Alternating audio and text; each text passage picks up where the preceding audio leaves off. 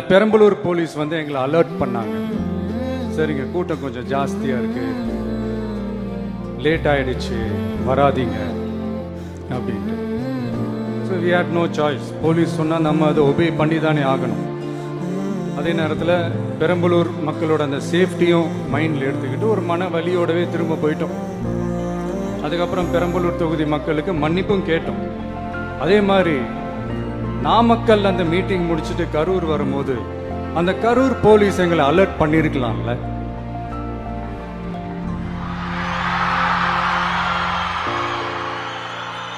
இல்ல சார், இங்க எதிர்பார்த்ததை விட கொஞ்சம் கூட்டம் அதிகமா இருக்கு, கண்ட்ரோல் பண்ண முடியல, வராதீங்க.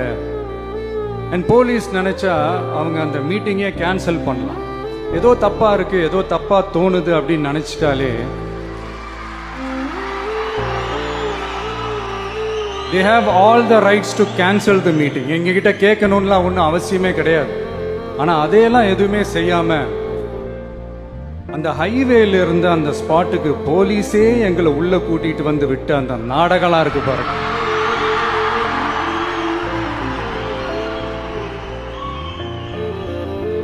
நம்பிட்டேங்க, முழுசா நம்பிட்டேன். அன்னைக்கு இருந்த அந்த கரூர் போலீஸ் பேசும்போது தேங்க்ஸ்லாம் சொன்னேன் அவங்களுக்கு. எனக்கு தெரியாது இப்படி ஒரு நாடகம் நடக்கும்.